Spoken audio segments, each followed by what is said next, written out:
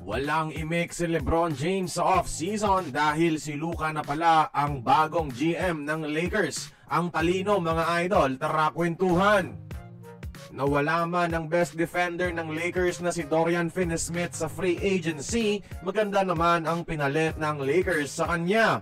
Kung akala natin malaking kawalan si Dorian, kinonvert lang pala ng Lakers mga idol ang kontrata nito kay Jake LaRavia, DeAndre Ayton at saka si Marcus Smart.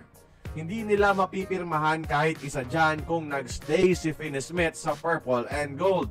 Ang pinaka-factor ngayon dito mga idol sa move na ito, hindi na si GM LeBron James mga idol.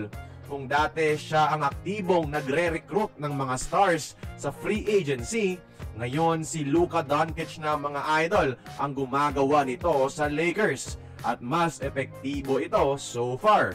Kung hindi dahil sa tawag niya kay Marcus Smart, di rin ito pipirma sa kanila. Safe to say, si Luka na ngayon ang nagpapatakbo sa Lakers at hindi na si LeBron.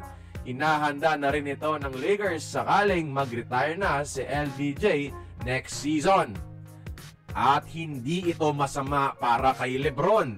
Huwag natin pakinggan ang narrative ng media na ayaw niya na si Luka ang nagiging alpha at may control ng mga bagay-bagay sa LA. Walang mainit na dugo sa kanilang dalawa. Matagal nang gusto ni LeBron actually magkaroon ng bagong alpha ang Lakers. Pero di lang ito magawa ni AD.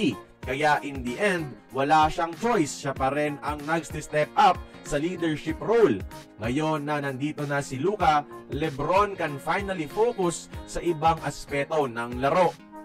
More than anything this is a good thing para kay LeBron. This is a dangerous sign para sa buong NBA actually. Mas makakapag-focus na si LeBron sa pahinga at pagpapakondisyon sa off-season imbes na magpa-stress sa business side of basketball. This is also to preserve the longevity of his career mga idol. Mas makakapag-perform pa siya ng mas maganda sa kanyang year 23 sa NBA. Pagkatapos ng araw, di niya kalaban si Luka mga idol.